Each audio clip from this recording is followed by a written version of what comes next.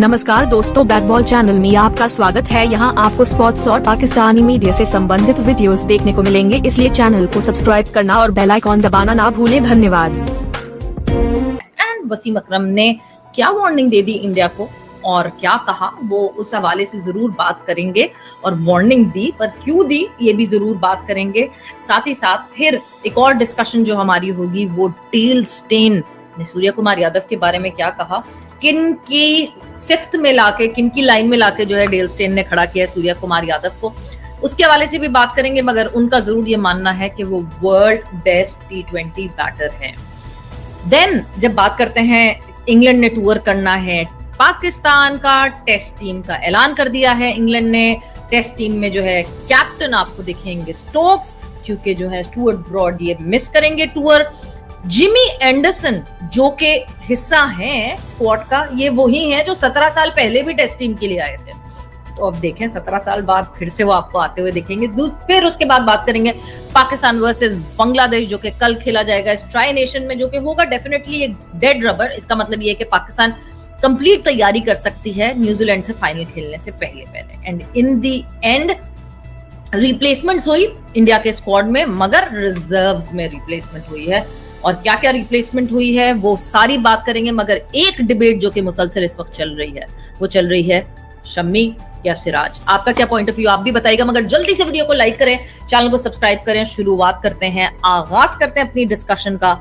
और भाई क्या वार्निंग दे दी वसीम अकरम ने अब इंडिया को। Hello and welcome to each and every one of you. और आई होप आप भी खैरियत से होंगी, आप भी खैरियत से होंगी। आप तो घर में ही रहती हैं, खैरियत तो आपकी पता है, आपको मेरी भी पता है, लेकिन बाहर वालों के लिए थोड़ी सी एक्टिव कर लेते हैं। आप कैसे? हाँ, बिल्कुल खैरियत से। आपका दिन कैसा गुजरा? हमारा दिन बहुत अच्छा गुजरा। आपका कैसा गुजरा? तो इस रिवायत को आगे डिमोलिश करते हुए आगे बढ़ते हैं। वीडियो को कीजिए लाइक, चैनल को कीजिए सब्सक्राइब, और रिवायती अगर हाल चाल आप रिवायत को प्लीज डिमोलिश ना कीजिएगा, लाइक कर दीजिएगा वीडियो। नहीं, हम आपस में कह रहे हैं, हम आपस में रिवायत को के हाल चाल, क्योंकि दुनिया को चल लगता है इतना अरसे बाद भी। कल एक मुझे बड़े अरसे बाद कमेंट आया, कहते हैं यार आप लोग मियां बीवी है। नीचे कोई हमारा रेगुलर व्यूअर है, उसने रिप्लाई कर दिया नहीं बहन भाई है। तो सोचते हैं, वो भी सोच रहे होंगे बहन भाई है, बच्चा कैसे आ गया, वो भी मम्मा पापा कह रहे हैं। तो सोच विचार में फंसाते हुए वसीम अकरम ने दी इंडिया को वार्निंग। और ये सवेरा वो वार्निंग है जो कि बहुत सारे लोगों को समझ आ रही है, बहुत सारे कंसर्न्स थे। सलमान बट का भी कहना है कि इंडिया को रियलाइज हो गया कि हाँ जी, पेस बॉलिंग में जरा मसले थे, तो इसी वजह से शमी, सिराज, शार्दुल के आपको नाम रिजर्व्स में नजर आ रहे हैं। खैर, वसीम अकरम का मानना है कि इंडिया के पास भुवनेश्वर कुमार जरूर है, ठीक है, वो नई बॉल भी अच्छी करते हैं, वो स्विंग भी कर लेते हैं बॉल को, उनके पास एक अच्छा यॉर्कर भी है।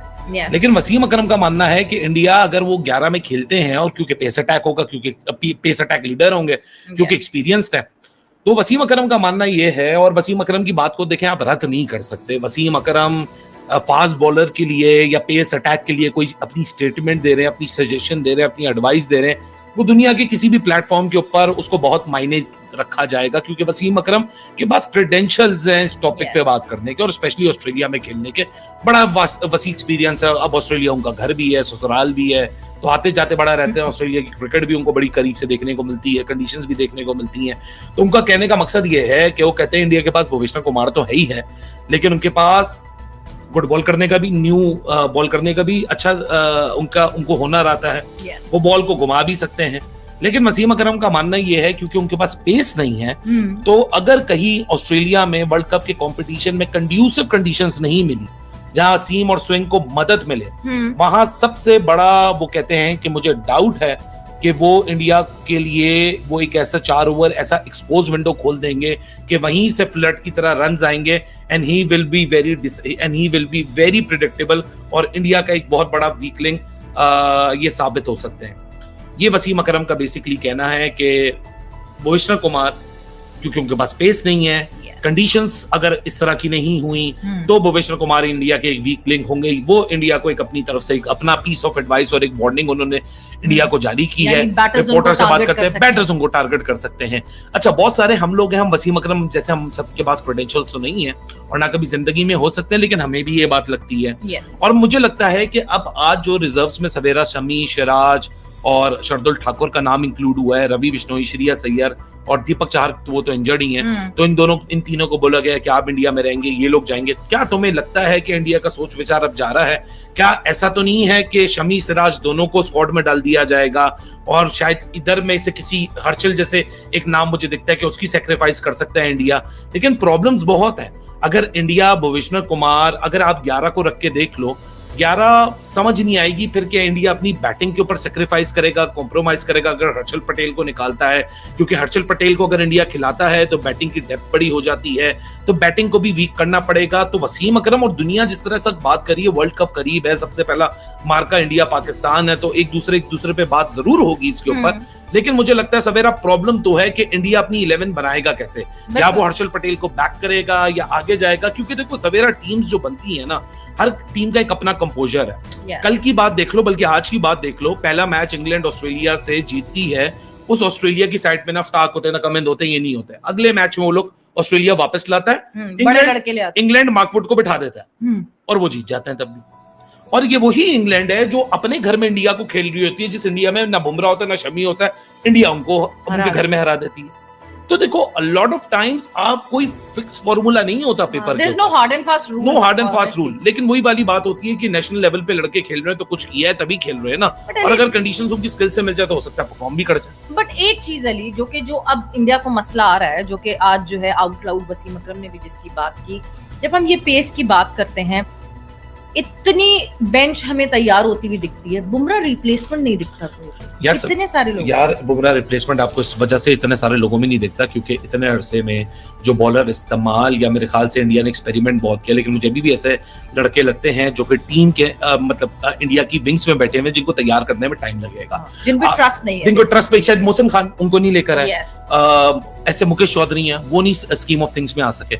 अगर ये लड़के स्कीम ऑफ थिंग्स में आते तो शायद इनको अच्छा एक्सपीरियंस मिलता और टाइम लगता है इनको बनने में। लेकिन सवेरा सबसे बड़ी कॉल ये है कि Wasim Akram, with all due respect, he is actually eyeing on Bhuvneshwar Kumar, but India I guess अगर भुवनेश्वर कुमार और हर्षल पटेल के बीच में यहाँ आता है, क्योंकि आप अर्शदीप के ऊपर नहीं सोच सकते। अर्शदीप जिस तरह की बॉलिंग कर रहा है, उसने एक अर्श शो की है, एक हंगर शो की है, उसने अपॉर्चुनिटी को सीज करने का मौका शो किया है, उसने अपने अंदर वो ग्रिट प्रेशरों में परफॉर्म करके आपको दे सकता हूँ। उस लड़के ने अपनी कैपेसिटी दिखाई है, तो उसको तो आप 100% नहीं 200% बैक करोगे, आप उसको अपनी 11 में डालोगे। अब दो बनते हैं, भुवनेश्वर या हर्षल पटेल। तो मेरे ख्याल से भुवी से ज्यादा तो अगर इस वक्त वीक लिंक देखा जाए वो हर्षल पटेल। लेकिन हर्षल पटेल पे अगर चले जाओ तो इंडिया को सोचना पड़ेगा कि फिर जो हर्षल पटेल के साथ बैटिंग आती है उसका क्या करेंगे, क्योंकि फिर बैटिंग आपकी 8वें नंबर तक रुक जाती है। फॉर एग्जाम्पल मैं आपको एक मिसाल दे देता हूं कि बहुत सारे लोगों को लग रहा है, जो कि मुझे भी लग रहा है, कि मोहम्मद शमी और सिराज दोनों को स्क्वाड में डालना चाहिए। ठीक है, for one thought of process मुझे लगता है कि शमी, सिराज, अर्शदीप को इस 11 में होना चाहिए। मैं एक हाइपोथेटिकल सिनेरियो आपके सामने रख रहा हूं। उसके बाद 11 क्या बनती है? उसके बाद आपकी बॉलिंग तो तगड़ी हो जाती है।